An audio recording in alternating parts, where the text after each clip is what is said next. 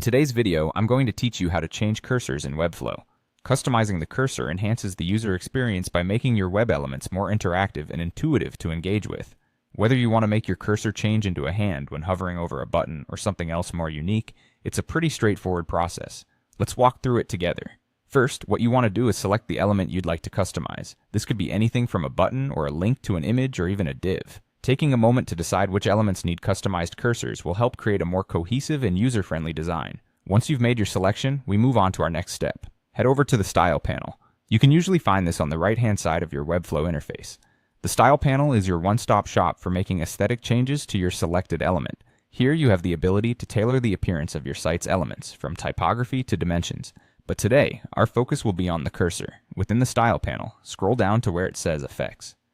The Effects section allows us to add dynamic interactions or connect elements with a unique style that sets them apart or aligns them with their intended use.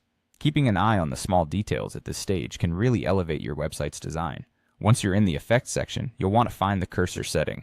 Cursor settings are crucial for web design, providing visual feedback that guides users smoothly through your interface.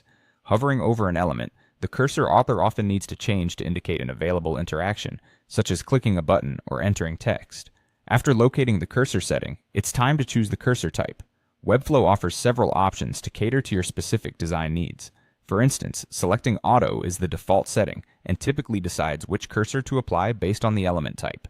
If you prefer something else, choosing the pointer changes it to a hand icon, ideal for links or buttons, signaling to users that they can click. For areas where text can be entered or selected, the text setting will change your cursor into an I-beam, which is the standard cursor over text fields, allowing users to highlight or select text. If your element is movable, especially within a draggable feature, select Move to inform users of drag and drop functionality.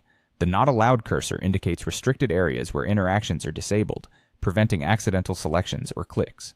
Lastly, Grab is an engaging option, suggesting content is draggable, which can be particularly useful for sliders or scrollable containers. By making these selections, you'll make your website much more intuitive for users to interact with. These modifications are quick to implement but can drastically enhance the user experience by aligning functionality with visual cues. And there you have it. You've just learned how to change cursors in Webflow. Thank you for tuning in, and don't forget to subscribe for more tips to improve your web design skills.